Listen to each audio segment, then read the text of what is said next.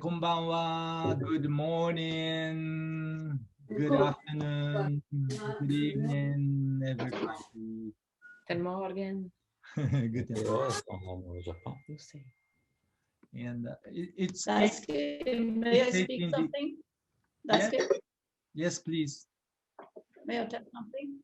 Yes. Yes, because now there will be a music, and I would like to offer the music to the fact that there was a big earthquake today or yesterday in Japan. And well, but I think there are victims because of fear. You always said that your life may finish. So the suffering inside of the soul is very big when the earth is not supporting yourself. So I think in the new world, in the 21st century, we really can make a small effort to think about these people and feel a bit of the suffering they have in Japan now. So I would like to offer this music of Achi, who is a big musician, and he's also a volunteer here in Brazil. And we made a big tour in Germany and in Switzerland. And he was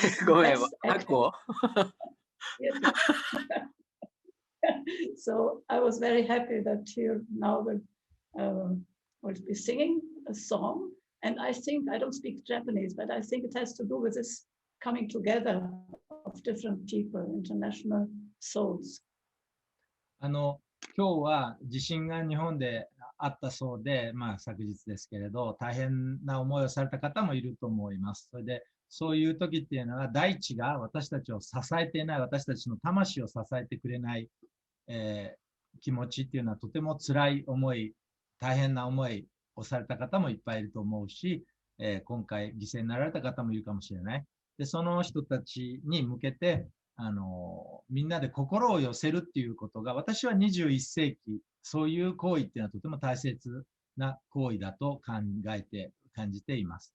で、みんなで今日のその地震のことを含めて、大変な思いをされた方、されている方に対して、心を寄せるための歌をプレゼントしたいんですね。で、その歌は、アチン、こっちで皆さん、こっちだけど、大島さんが、彼はブラジルのモンチャズールにボランティア1年間来てた人なんですけれど、その間にですね、モンチャズールの人たちとウテさんと一緒に、ドイツ一周公園旅行っていうのをやったんですよね。その時の、非常に活躍したメンバーの、みんながアチンと、アツシっていう名前が呼べなくて、アチンって呼ばれて、アチンっていうのはくしゃみの音なんですけど、アチンの音楽から始めたいと思います。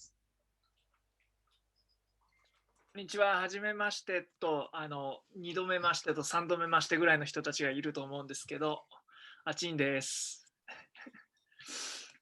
僕は今、ウテさんが紹介してくれた通り、1年間ブラジルのモンチアズールにいて、その間の1ヶ月ぐらい、ウテさんと一緒にヨーロッパを旅して、音楽と舞台とスピーチの講演活動をしてました。Because Achin was a volunteer in Monchazou for 1 year, and during which time he spent 1 month traveling together with Ute and other people from Monchazou all around Europe, giving concerts and music workshops. で今回実は直前になって歌を作ってこいという無茶ぶりをウテさんと大輔さんからもらって、ワルドフの世界にも無茶ぶりっていう概念があることに驚いています。Ute and Daisuke all of a sudden asked me to compose a music, and it was a big surprise, and he didn't know that, I mean, this is a practice very common in Waldorf community in the world. で、歌を作るにあたっていろんなテーマについて考えました。で、その中で僕が選んだのは、とにかくフィジカルに人と人がつながる出会いを待とうと、いうことにテーマを絞りました。And I thought a lot about the content of the music, but I decided to make this music about being physically together. Let's wait for that moment to come. 今日はちょっとZoom って音声が良くないので、ビデオを撮ってきたので、それを流す形になるんですが、曲調は静かなものじゃなくて、こういう時だからこそ大声でバーッとなんか歌えるものがいいなと思って作ったので、聞いてください。And I will have to show a video because the Zoom doesn't allow good music, so I recorded beforehand. And it's not a very quiet music if you maybe advised beforehand. じゃあ、お願いします。はい。ちょっと待ってね。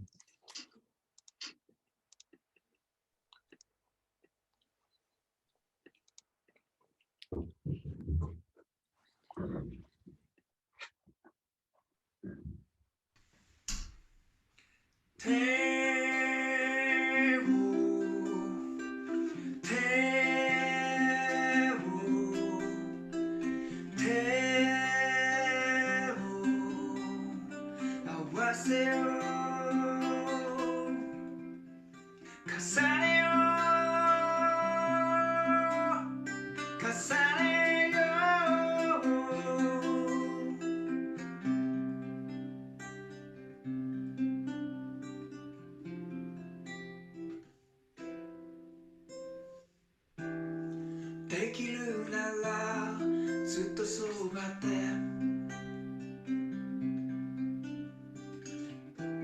いろんなことを聞かせてほしい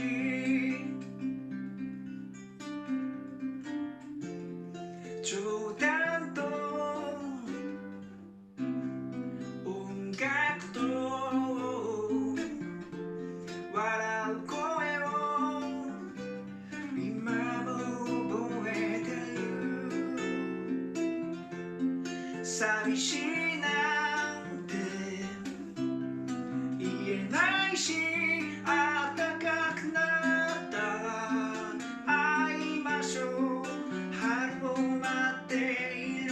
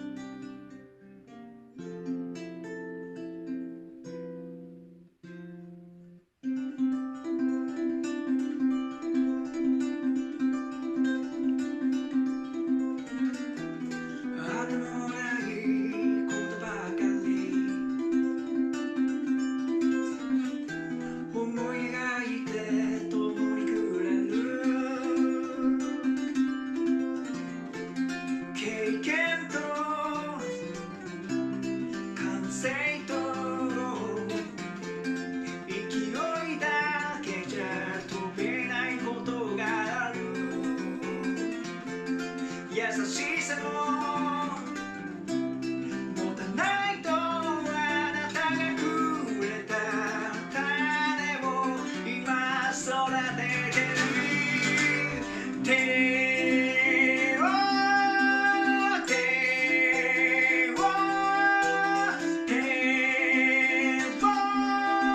重ねよう声を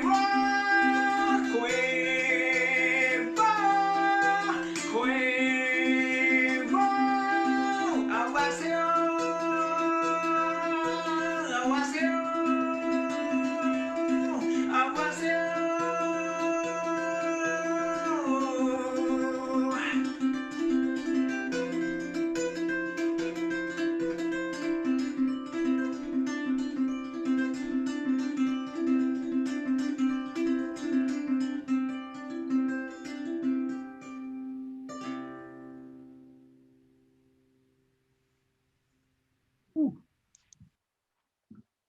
イエーイ。ありがとうございました。Eu espero que você goste desta música. Você gostou? Gostei. Muito legal. Obrigada. Obrigado de você. Thank you so much. you have to come back to Montiazou あ with the mask now.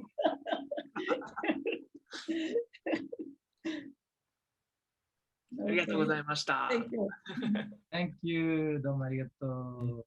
Agora, peraí, deixa eu ver. Now, Deixa eu ver com Artonise. はい、どうぞ。うてさん、can you? Não, o vídeo, o áudio.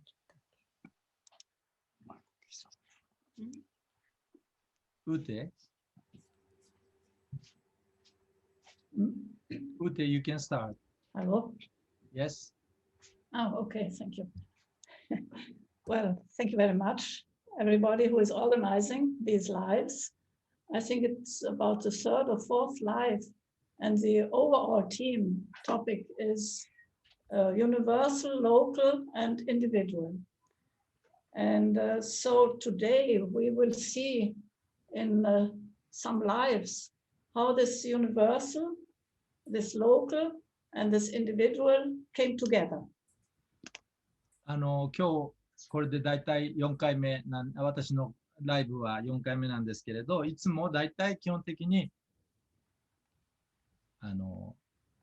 普遍的なこと、それからその土地土地のローカルなこと、そして個人のことというテーマでやってきました。そして今日はこのそれぞれのものがどういうふうに、出会っていくのかというお話をしたいと思います。How can individuals meet in the world and have a common task? So today, for instance, it's quite international. How can we meet? 一人一人の人間がこの世界でどういうふうに出会っていくのか、そして同じ課題に取り組むことができるのか、今日は大変そのインターナショナルな集まりに なりましたけど、この人たちがどうやって出会うのかという話をしたいと思います。And there's a big question about the unbornness. What happened before you were born? The unbornness. 一つ大きな問いがありますね。それは私たちは生まれてくる前、何が起きたんだろう。生まれてくる前の時間というのはどんな時間なんだろうという問いです。Because most of the people are worried about what is happening on the earth during their life, incarnated life, and also a bit what is happening after death. But I don't know if somebody or many people think about what happened before you were born. 多くの人はこの生きている間の人生で何が起きるかということに関心があります。あるいは場合によっては死後の世界のことに関心のある人もいるでしょう。だけど生まれる前はどんなことが起きているのかということはそれもとても大切なテーマだと思うんです。So I think the after death is more linked to the personal egoism. But the unbornness has to do with our mission on the world. 死後に起きることっていうのはおそらくもっと個人のエゴ、一人一人の私というものに関係のあることでしょう。しかし生まれてくる前に起きることはもっと我々がこの人生の中に持ち込む私たちの使命、ミッションに関係のあることなんだと思います。So today in February, there are some people who met, which for me, and I think for many people, was quite important. And this is the question, how did they meet? 今日ですね、この2月の日に、生まれた人たちの中で、その人たちがどのように出会ったか、とても皆さんも知っている人だと思います。We are celebrating some birthdays. I think everybody already guessed who is having birthday. その今日、I skip more or less in January. Myself. 皆さんも多分 Then Angela. Angela. Afterwards, we will see very important Rudolf Steiner. 2月に生まれた人として、皆さんも想像したかもしれませんけど、私、それからアンジェラさんという方、それからルドルフ・シュタイナーという人が2月の誕生日です。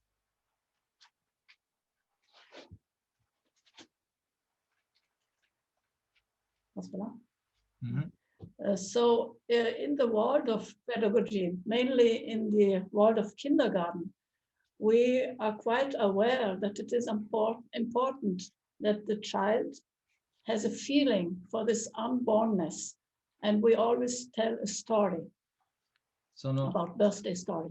シュタイナーの教育では、そして特に保育園、幼稚園では、子供たちがですね、生まれてくる前のことを少し記憶を持っているというふうに考えて、そしてその時のことについてのお話をします。And thanks to Rudolf Steiner and also other spiritual streams, we know that something is happening before we come to earth.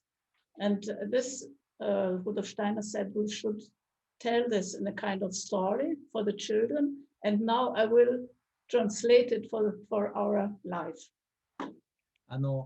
ルドルフ・シュタイナーという人のおかげで、彼は我々が生まれてくる前に起きていることについてのちょっと理解を持っている人で、そのことについてですね、生まれてくる前に何が起きたのかということを私たちはそのことについてお話をします。幼稚園とか保育園で。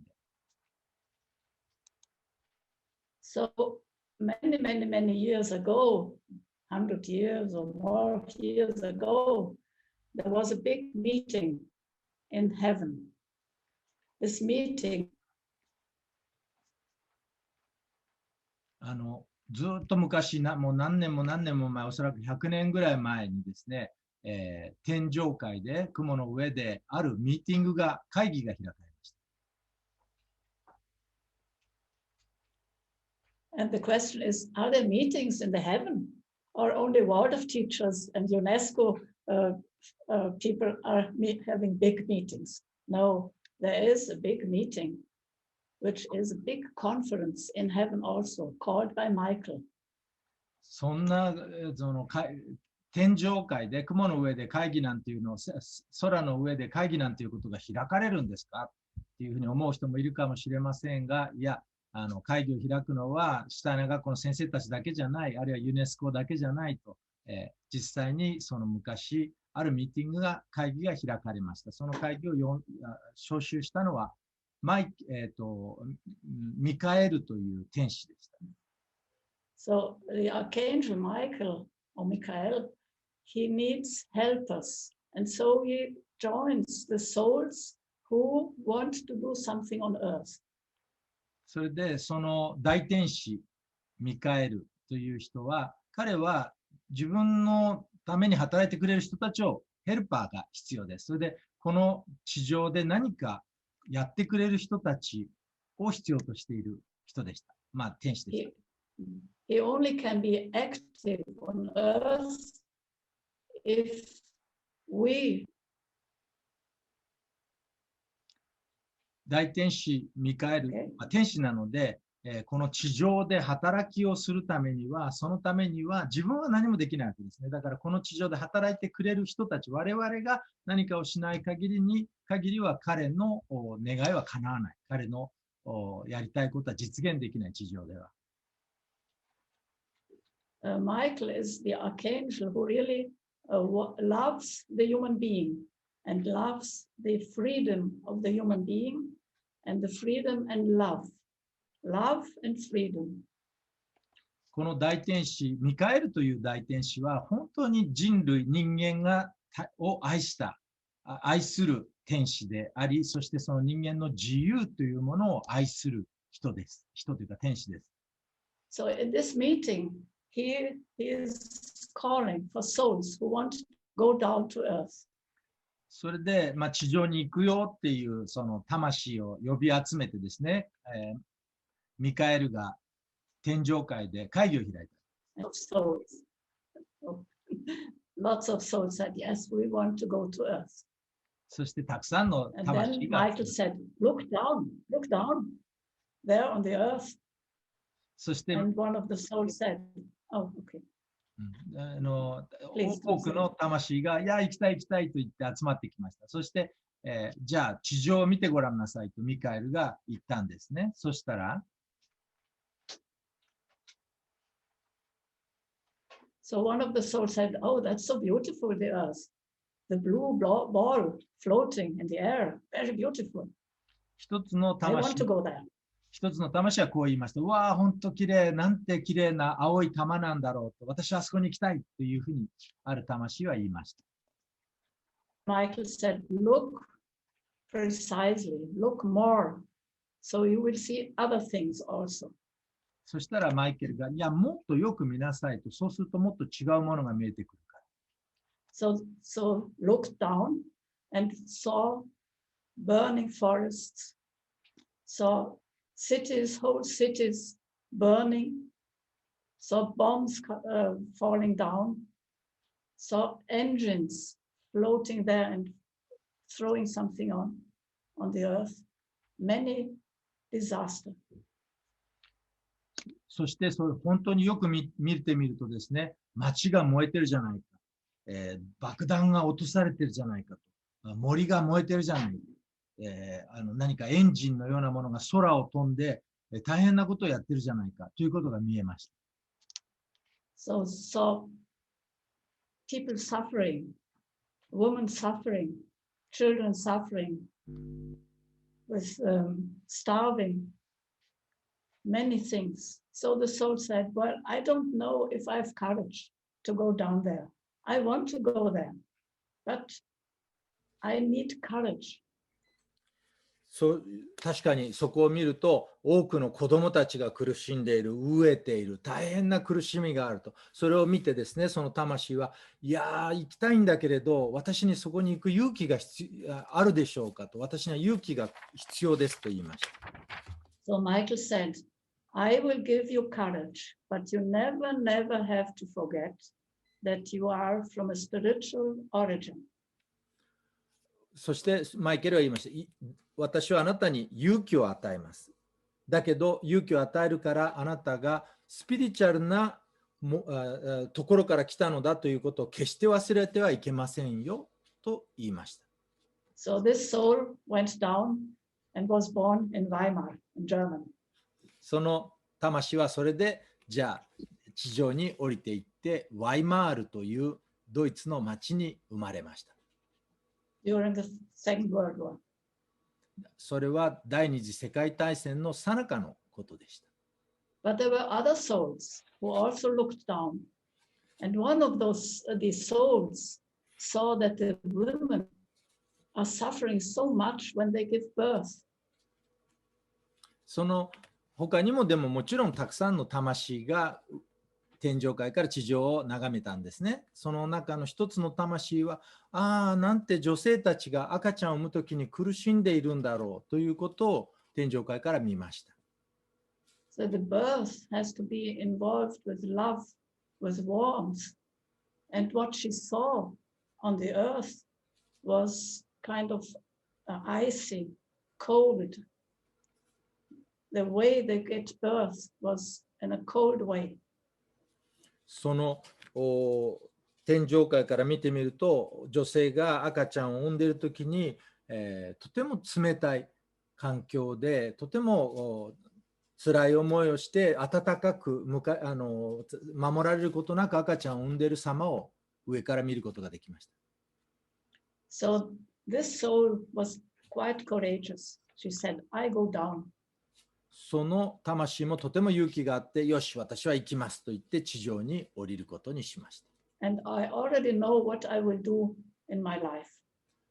もう私はこの人生で何をするために生まれてくるのか分かっていると思って降りていったわけです。Help to humanize the birth, the woman and the child, that it may get down to earth in a warm way. 赤ちゃん、そしてお母さんたちが、子供を産むときに、とても人間的な環境で人間的な赤ちゃんの産み方で子供を産むことができるように助けたいという、そういうことが使命だと分かって生まれました。Her name was very beautiful, Angela. その人の名前、 Almost an angel. その人の名前はとても美しい名前でアンゲラと言いました。それはほとんどエンジェルっていうのと同じ意味を持った名前です。アンゲラ。But there were many souls, and there was another soul. たくさんの魂が生まれまし Also looked down. And he was quite, he didn't know really what to do. But he said, well, I want to be in another country, in a very different country. And then on earth, I will find my way. その魂は何をする Jumped ため down. その魂は何をするために生まれるのかちょっとよくわからないけれど、どっかちょっと違うところに生まれたいなと思って、生まれてから何をするか探してみよう、決めてみようと思って生まれてきました。そしてその魂は日本に生まれました。And his name is Daisuke. その魂の名前は大輔と言いました。And so life was going on. Ute went to Brazil. She founded something in the slum. She worked with the children, with the young people in the slum. Then Angela also came to the slum. And the whole work, the slum work, the favela Monte Azul, was impregnated with a philosophy of another person who also was born in February.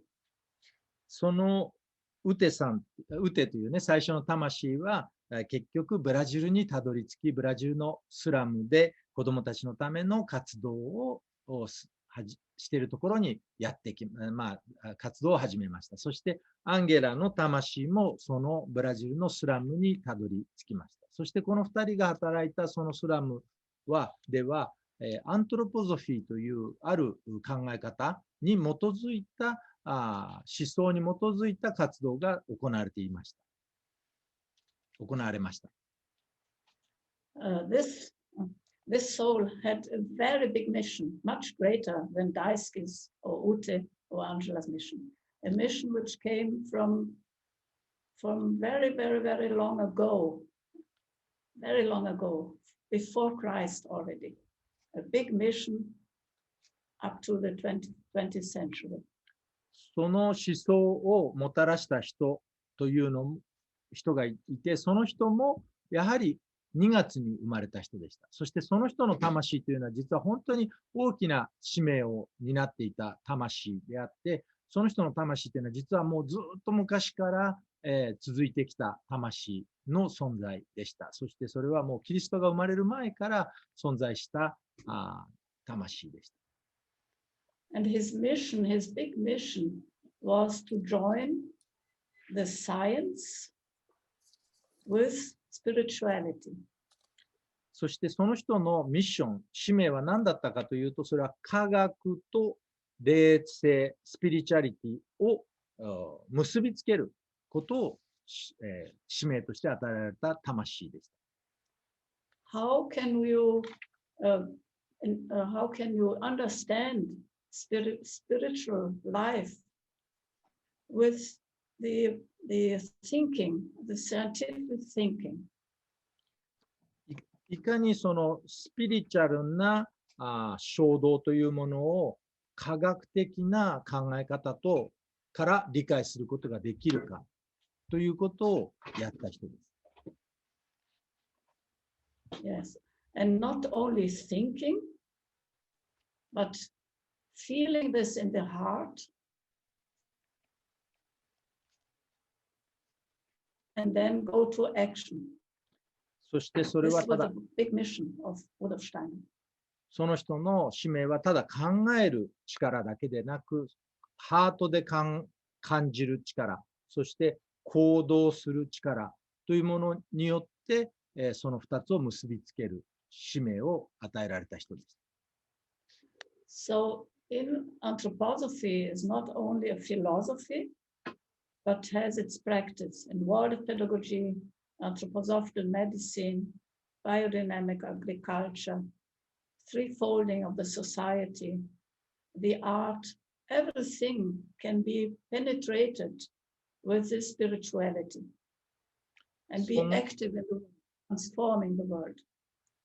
その考え、アントロポゾフィーという考えは、思想は、それはただのフィロソフィー、哲学というだけではなく、具体的な実践を伴う思想です。教育であり、医療であり、農業であり、芸術であり、さまざまな分野において実践を伴ったフィロソフィーとして、存在します。And he was also active in the social realm. For instance, he gave speeches for thousands of workers. And he was also active in politics, trying to avoid the disaster of the consequences of the First World War. その人の活動というのは、そういった分野の中で、また社会的なものに、社会の変革ということに対してもとてもアクティブな人でした。政治的にも活動して、大変アクティブに活動して、第一次世界大戦が終わった後の新しい世の中を作ろうとした人でした。And that's why Monte Azul and other slums also in Brazil and in the world are inspired by this practical philosophy. And when Daisuke came, he was quite inspired also. He knew this in the slum.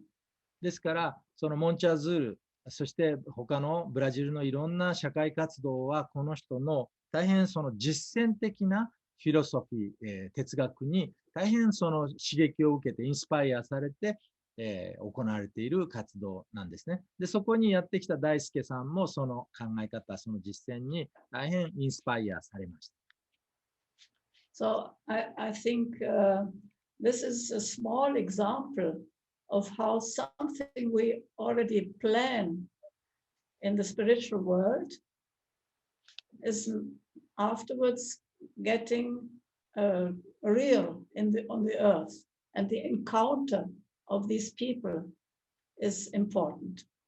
ですから、これ、私がお話していることっていうのは、ちょっとある、いくつかの例に過ぎませんね。でも、その例会で、つまり天上界ですでに考えたこと、計画したことということが、実際にこの後々、こういうふうにして、実際に現実になっていく、そしてそのために人々が出会っていくということの例としてお話をしました。I know this is only a small example. There are many other people who also were part of this Michael Congress and went down to earth in Brazil and in other countries also.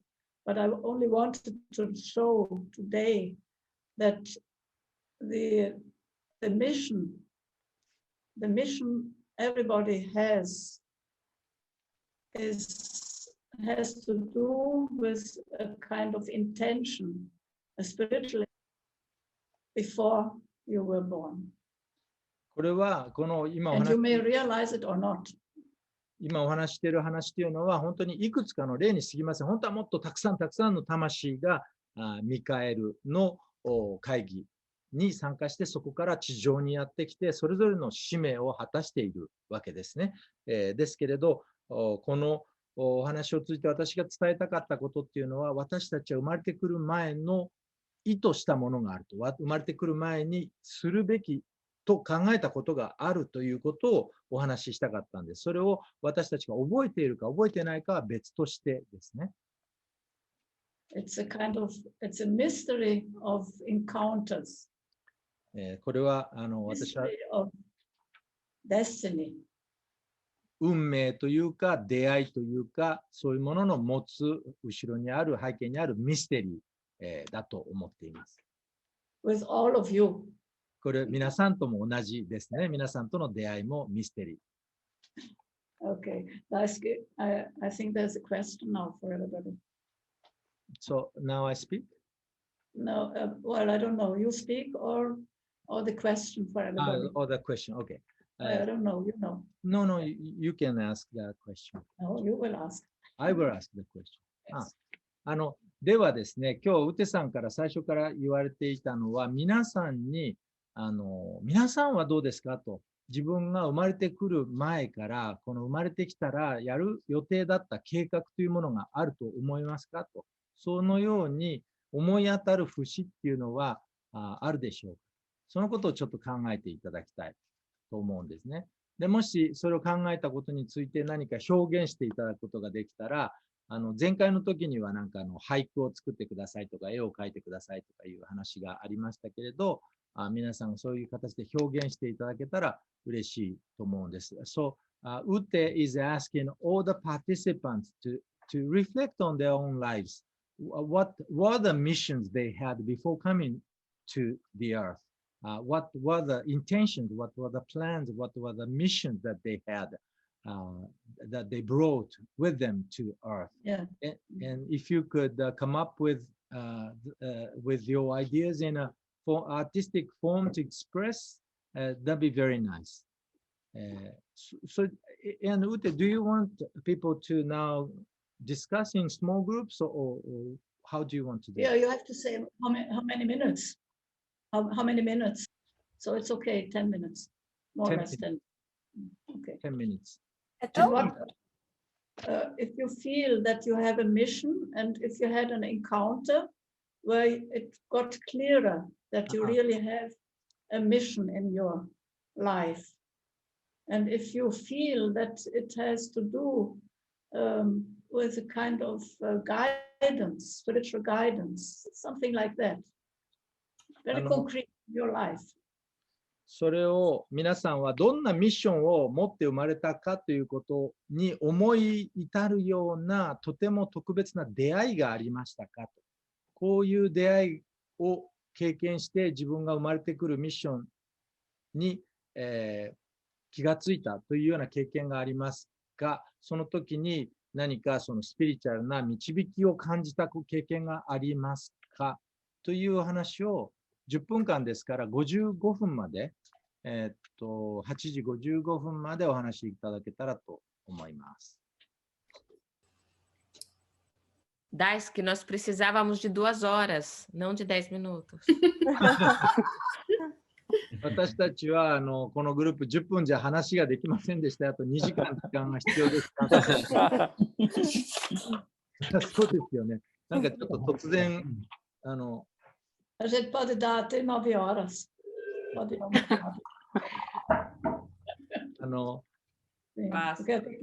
まあでももう戻ってきちゃったからね。No, já terminou. Os grupos já são fechados. Já tá. Okay. Ute, people have come back already. You can talk. Então, talvez 1 ou 2 pessoas poderiam falar algo. Se quiser.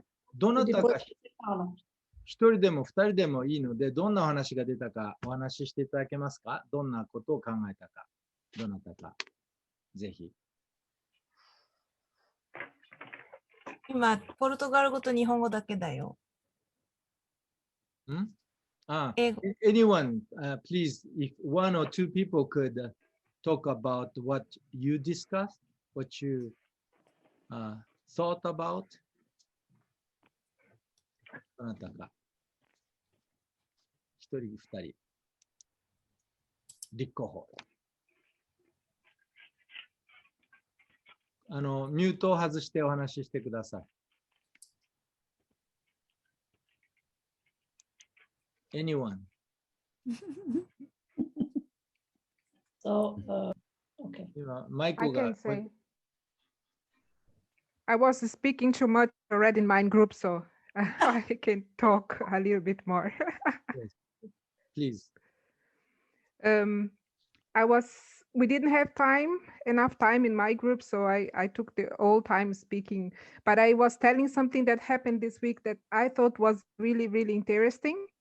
That I met someone that was talking about the same thing that Uti just said, about the generation of people that came to Earth to do something in this Earth. and she was also hoping that the new generation that we have people in this new generation that already studying or wish to do something in this same with the same theme with the social issues in the world. And this happened this week, and we talk about this. And I have this feeling that she's someone that I met here in Germany, but I have the feeling I know she for many years, or maybe I've met her in this big meeting before we came to Earth. Sometimes we meet people that we think this is not the first time I'm seeing you. Yeah, we are close and we have the same thinking and the same a way of seeing things. We get very on together. This lady, and she said, Ute, she is you are the only person that she doesn't know yet in the anthroposophical world, and that when you come to Germany, that she hopes to see you. ちょうど今週なんですけれど、全く同じような話をしていたんですね。ある女性と出会って、その女性がですね、若い人たちにこう伝えていくっていうか、支援していくっていうような、そういうような話をしてて、私はその人と、きっとさっき話の出たミーティングできっと会ってたっていうふうに思う人です。で、その人は、まだこのアントロポゾフィーの世界でウテさんとだけ会ったことがないので、今度ドイツに来たら、バヌーズダさんはモンチャーズールから今、ドイツに行っている人なんですけれど、そのドイツにウテさんが来たら絶対会って話がしたいというような話がありました。Yes, thank you. ウテ。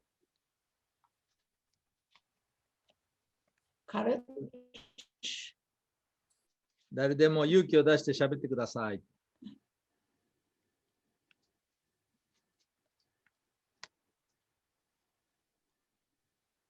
I would hear some Japanese.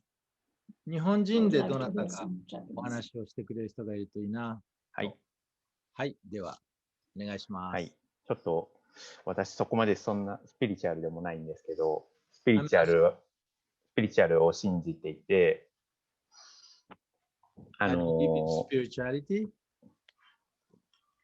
大学生の時、もう12、3年ぐらい前に、カンボジアの孤児院に、ステディツアーに参加して、そこで出会った人、20何人の同じ大学生たちと会ってるんですけど、で、そこで、私、実は去年の10月までずっとサラリーマンしてたんですけど、会社を辞めて、名古屋から長野に移住してきたんですけど、これから、何ですかね、自分らしく生きるっていうことを伝えていきたいなっていうのを思っていて、私もカンボジアで出会った友達にそういうのを気づかせてもらったというか、そういうので伝えたい。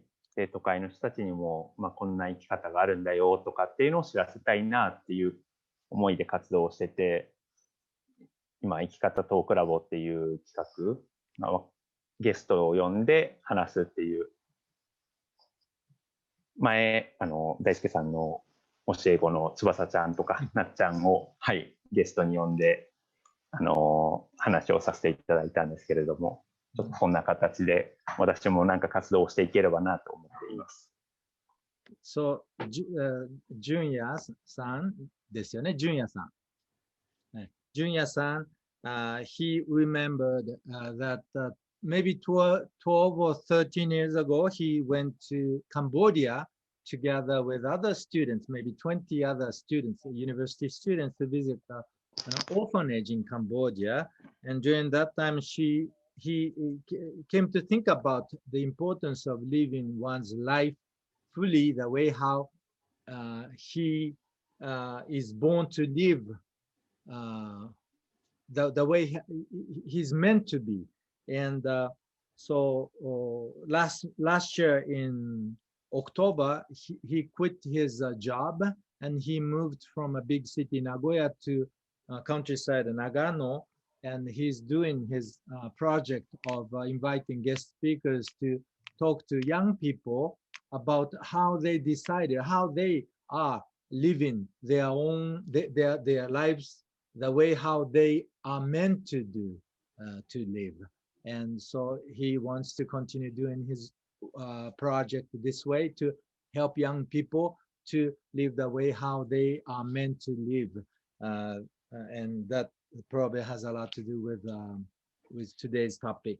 And that's what he came across with when he was young in Cambodia, 12 to 13 years ago, visiting an orphanage.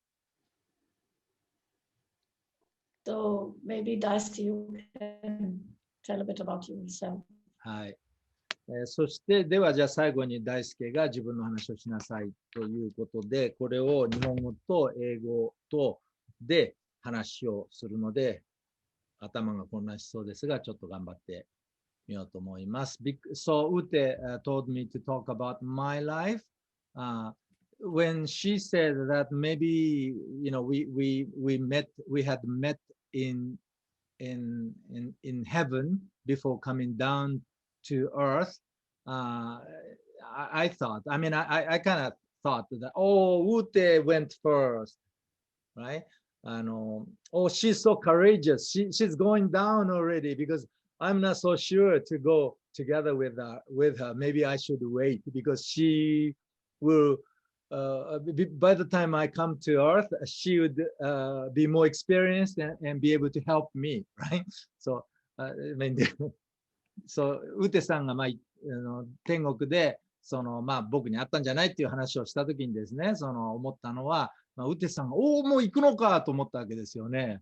すぐ行くんだなと、この第二次世界大戦の最中に行っちゃうんだと、すごいなと、勇気あるなと。いやー、僕はちょっとまだダメかなと、少し待とうかなと。で、大体あの人がそのうち行った頃にはいろいろ経験も積んでてですね、いろいろ助けてくれるんじゃないかな、みたいなね。そういう、イメージ。ですよね。And then, but when I came down to the earth, then I had to realize that how can I find that person because there are so many people on earth. I mean, 5 billion people on earth. How will I meet this person and where? So that was a big question. So だからそう思ったにしても実際に自分が生まれてくるときになってみると地球に来るとですね、何十億の人がいるじゃないですか。で、大体あの人はどこにいるのか分かんないわけですよね。どうしたら会うんだろうっていうのは、そういうような状況で僕の人生は始まったということだと思うんですよね。で、だからやっぱり、when but I'm sure that I wanted to come to Japan, not to Germany, not to Brazil, not to a Western world. I wanted to come to a different place rather than those dominating civilizations. 私はだけど思ったのは絶対日本に生まれたいと思ったと思うんです。っていうのは西洋とかね、アメリカとかドイツとか、ブラジルでもいいんですけど、その西洋社会っていうのが、この時代を言ってみれば支配しているようなすごい強烈な文明文化があって、で、その文明文化がですね、私はその文明文化に生まれ落ちたくなかったと、違う文明に生まれ落ちたいと、日本とかいうそういう違うものを自分に身につけたいと思ったっていうことは多分間違いないと思うんですね。だから日本に行った。だけどその日本に行った自分がこういう人たちに出会うまでにはやっぱり旅が必要だったわけですね。So that's why I was born in Japan. That way I could acquire a very different perspective, different from the dominating civilization, dominating culture of the world of the time. But then that way I had to find my way to meet those people I need to meet, people like Ute. And then so I had to travel.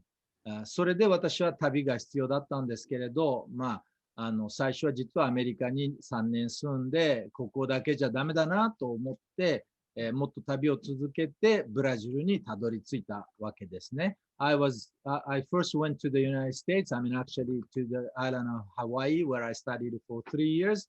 Then I thought, not here. I needed to go somewhere else because that was not where my final destination was. And then I traveled to Brazil. それでブラジルに行ったわけですよ。で、ブラジルに行ったからといって、ブラジルにだってね、2億人もの人が住んでるので、ウテさんがどこにいるかなんか知らないわけですよね。ところがそこで、さっき話に出たアンジェラさんっていう人に、一番最初に会うんですよね。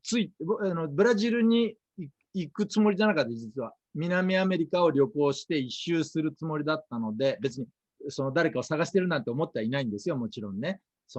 だけど、南アメリカ一周してから日本に帰ろうと思って、アメリカが終わった時にね、一周するときに最初にちょっとブラジルに寄るつもりだったんですよ。ブラジルはポルトガル語で嫌だからね、なんかスペイン語の方がもっと役に立つと思ったので、スペイン語の国に早く行きたいと思ったんですよね。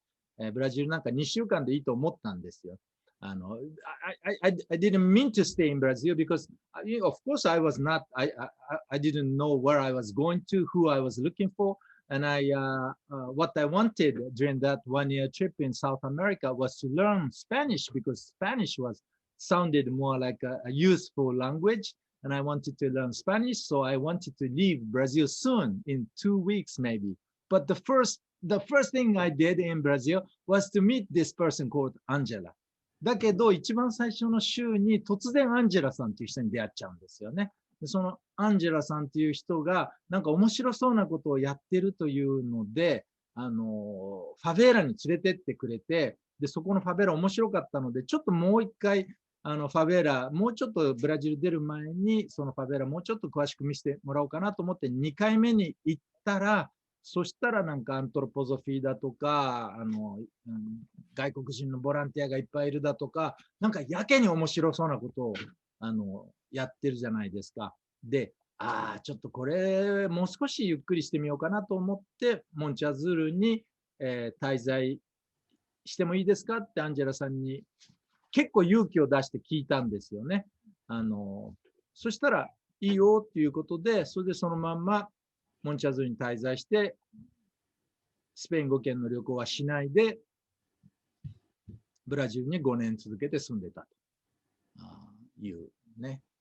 So I was going to leave Brazil soon and travel around South America, but instead I met Angela and I asked her if I could stay there because it sounded so interesting, and I stayed. And then instead of staying for a few weeks, I ended up staying there for 5 years, and that changed my life. And to come to think of it, the name of this person was Angel, was an angel. She was my guardian angel. And later in my life, she helped me find other important missions, such as the humanization of childbirth project. And I met Canoa Quebrada community through her and many things. She was indeed my guiding angel in a lot of ways.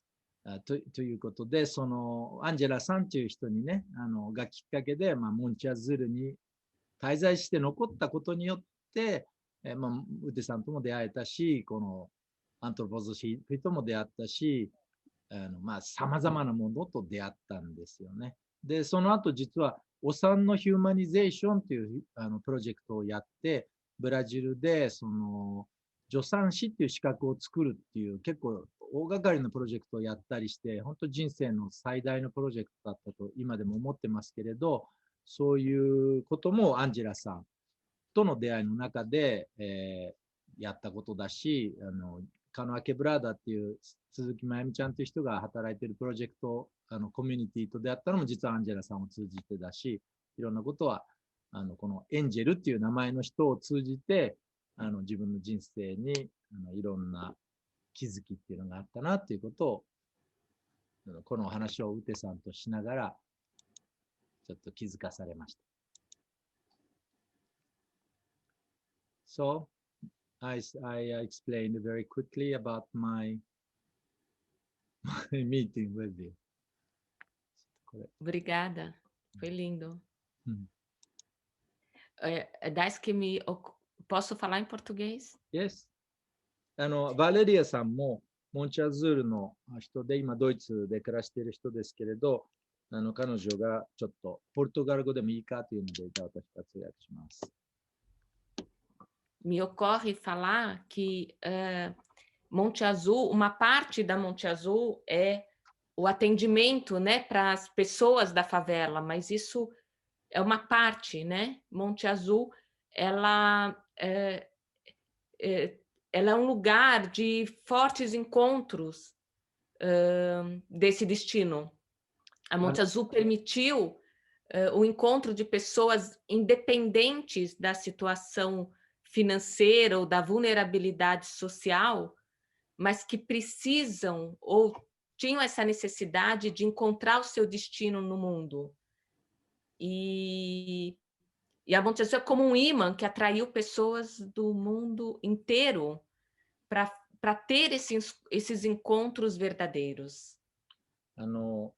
バレリーさんはモンチアズールでずっと長く働いて、そして今ドイツで暮らしてるんですけれど、彼女からするとですね、モンチアズールっていうのは確かにファベーラでやってる活動で、スラムでやってる活動で、そこでやってることっていうのは貧しい人たちのための活動ではあるんですけれど、また同時にこの場所っていうのは、この今お話があったようなとても強烈な人と人の出会いを引き起こす場でもあって、そしてあたかも磁石であるかのように出会わなければいけない人たちを引きつけて、引き寄せて出会わせる場所でもあります。あると思うんです。どうもありがとうございます。はい。どうもありがとうございます。Now back to you, Ute-san. Eu? Mm-hmm. Bom, English.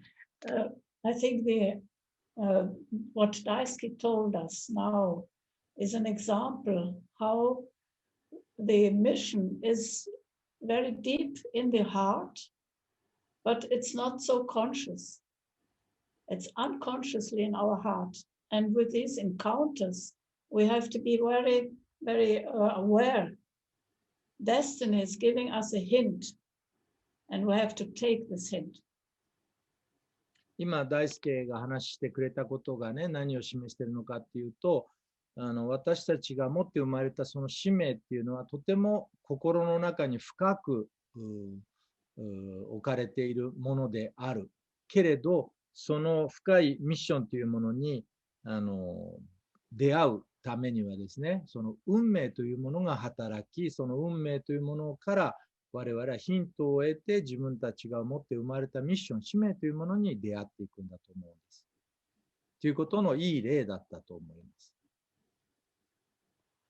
Because he told us that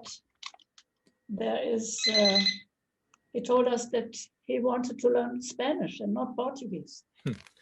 And he told us also that he wanted only to go to the slum, but then afterwards he wanted to travel in South America.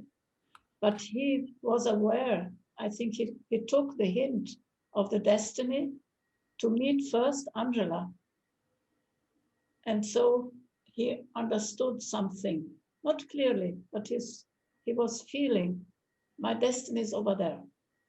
その大輔の話を聞くとですね、さっき僕が説明した通りですけれど、スペイン語を覚えたいと言ってたじゃないですかと、ポルトガル語を覚えるつもりでもなかったと。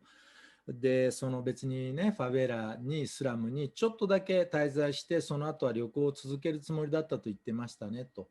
だけどそういう中でアンジェラさんと出会った時に、その何か運命の導きみたいなのの何かが垣間見ることができたんですよねと。その垣間見たものに従ってここに何かがあるに違いないというふうに自分の使命というものに出会っていったんだと思うんです。So I think it's similar to my own destiny, which you can say summarizing, to link anthroposophy with slum, to link anthroposophy with the misery of slum children and slum people. It was the same thing because there were children begging, okay, but many people always see children begging. But then you have to have the feeling of awareness. This is the point, the entry point for fulfilling your mission. それ When は the children have nothing to do, 私の人生についても同じことが then 言え you る have to go. と思うんですね。私の人生簡単に要約するとしたら、アントロポゾフィー、シュタイナーの思想というものと貧困というものを結びつける役割が私にはあったと思うんです。そのアントロポゾフィーがそういう社会の貧しい子どもたちの問題とかに向き合うということをするための人生のミッションがあったと思います。でそのミッションだってですね、どういうふうにそのミッションに出会ったかっていうと、貧しい子どもたちが物乞いをしているのを見たということから、それが私の人生にもたらされたわけですよね。でそんなことってでも誰でも見るじゃないですか。そのアントロポゾフィーやってる人だって貧しい子どもが物乞いをする様は誰でも見るんですよね。だけどその中で私の場合はそのことがきっかけになって自分の運命というのが自分の目の前に開かれていったということだったと思います。So we can have experiences that inside of ourselves, inside of our heart, there is something like a higher self, a higher I. And this higher I, this higher self, knows what we have to do in the world. But we have to discover this. And we discover this in encounters with other human beings. 私たちは心の中に、より高次のレベルの自分というものが、スピリチュアルな存在が心の中にあって、でそれは自分が何をするために生まれてきたのか、自分の使命というものを本当は知っているはずです。でもその知っているはずの自分の使命というものを発見しなければいけないわけですね。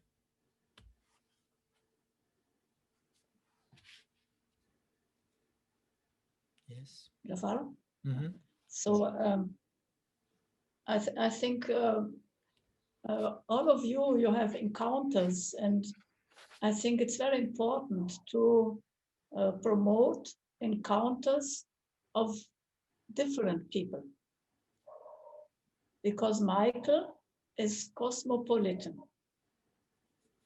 He's for the whole world, and he wants to meet, he wants that people, souls meet that are different and not the same with the same and the same with the same, but different people. そしてですね、私たちはみんなその人との出会いっていうのを自分の人生の中に起こさなければいけないと思うんです。というのはなぜかっていうと、このマイケルという魂大天使はですね、この人はこの天使はコスモポリタンな存在であって、コスモポリタンということは民族を超えた存在なんですね。ですからこのマイケルが私たちに課した使命ということを理解するためには、自分とは違う人たちと出会わないとそのことがわからないんだと思うんです。だから自分とは違うような人たちと出会う機会っていうのを自分の人生の中に設けるということが、ミハエルというその大天使の使命と出会うための大切な行為だと思います。And not only culturally, multicultural, but also multisocial. その文化的なよその民族、よその文化の人たちというだけじゃなくて、社会階層の意味から言ってもですね、異なった社会の状況を生きている人たちとも出会う。My big experience, one of my big experiences in the favela, in the slum, was to see how people who don't have any schooling, how they have their integrity and have a mission also in their life, and how they have to fight for this. 私の人生の中でおそらく最大の出来事というのは、スラムの人たちが、その人たちが全然学校に行ったことのないような、そういう人たちがみんな自分の人生の使命というものを持っていて、その使命を生きるためにみんな本当に努力しているんだということを知った体験でした。So it's very important that people, academic people like myself, meet with people who, for instance, are cleaning our streets. ですから私のように、勉強をしっかりとした人間にとってはですね、逆に今度はそういう経験のない、例えばお掃除をする仕事をしている女性、そういう人たちと出会うということがとても大切だと思うんです。To feel what is living in their souls. その人たちの魂の中に何が生きているのかということを知るために。So I think that ever more in the 21st century, we have to meet openly with different people. ですから私たちのこの21世紀という時代に、私たちはもっともっとオープンに異なった人たちと出会っていかなければいけない。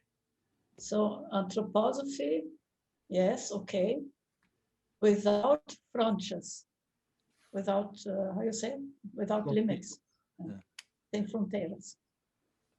ですからそのアントロポゾフィーの話を今日しているわけですけど、シュタイナーの思想の話をしているわけですけど、そのシュタイナーの思想、アントロポゾフィーがなんていうの、国境を越えていかなければいけないと。その国境を越えた、フロンティアを越えたアントロポゾフィーが大切。Open dialogues with Buddhism, with Islam, open dialogues. 開かれた対話、仏教だったりイスラム教だったりとの対話を持つことが大切。The movement of UNESCO school, which is very strong now in Japan. 日本ではユネスコスクールの運動がシュタイナー学校の間で大変活発だと聞いていますが、そういうようなこと。Discolonizing world of pedagogy, for instance. ワールドフ教育、シュタイナー教育を植民地主義から解放すること、その何か特定のものが正しいという考え方から解放していくことが大切。I think this is very difficult, but we have to start with this. とても難しい課題ですが、始めなきゃ、手をつけなければいけない。So, well, I think my mission was really to begin in the slum, where I could learn a lot about myself. And now it's ever more international. Because of my age, I will be 83 years old, my birthday. I think in this way, to meet different people, that different people may meet. 私の人生、私の使命というのは確かにそのスラムで、ブラジルのファベーラで始まりました。しかし、私ももう今度もうすぐ83歳ですので、この年齢になるとこれからはもっと世界に広がったこのような今行われているようなこういうような違う人たちとの出会いということが私のこれからのとても大切な課題だと思います。I think this is Michael and also Rudolf Steiner. それはミハエル、そしてルドフ・シュタイナーの私に与えてくれているミッションだと思います。ということで、どうもありがとうございました。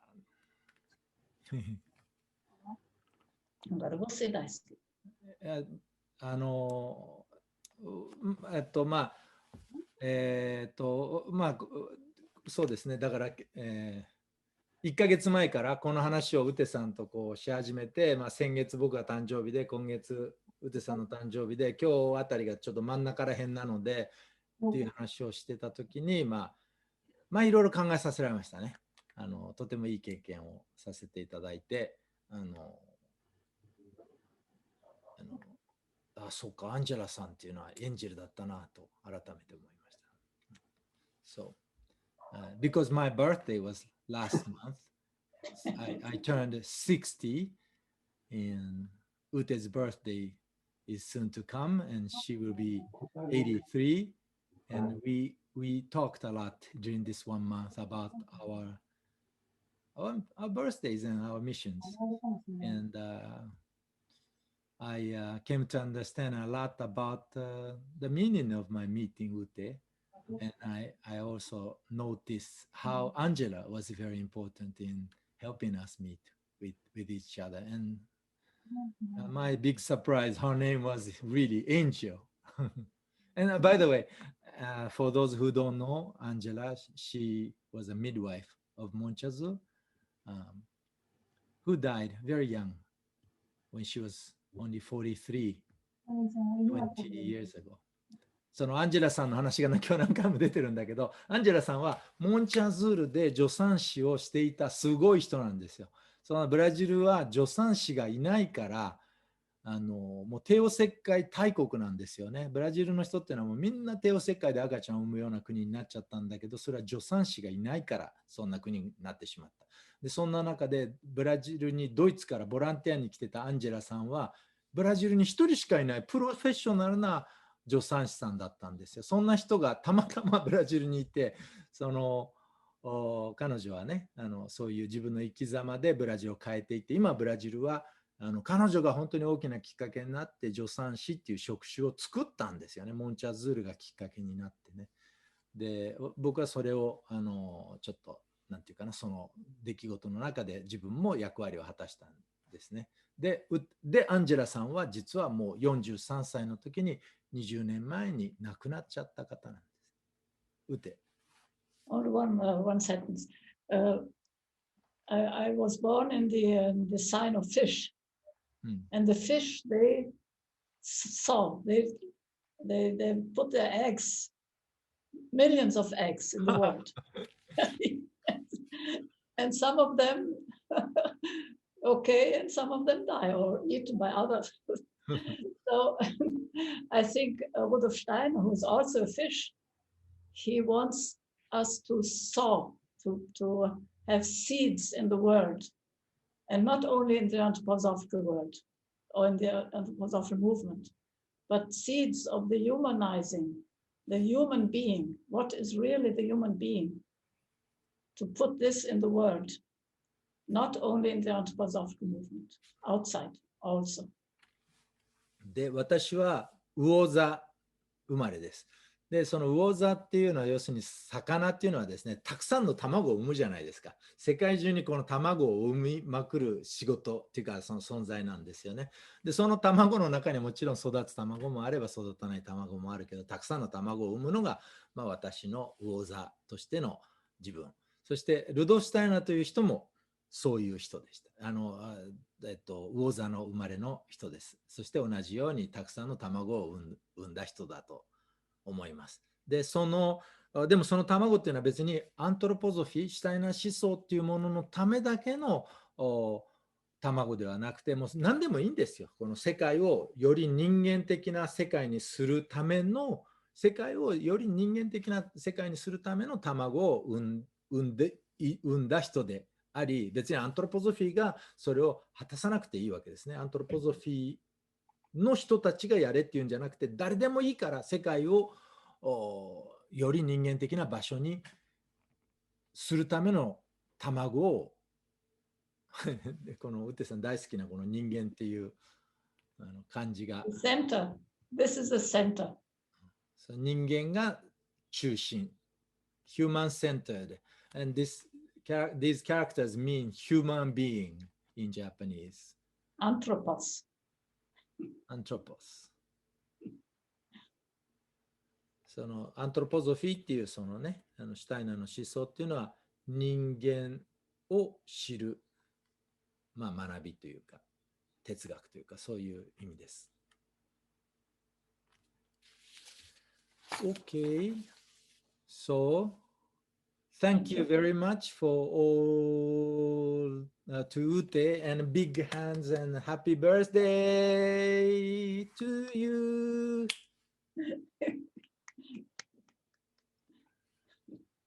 Thank you. Which date? Which date? February 20. 25. 25 February 25 2月25日、うてさんの誕生日です。皆さんおめでとうございますというふうに言って、で遠くから皆さん今日お集まりいただいて一緒に祝ってくださってどうもありがとうございます。Thank you very much for coming to this meeting to celebrate her birthday together, and it was a wonderful birthday lecture.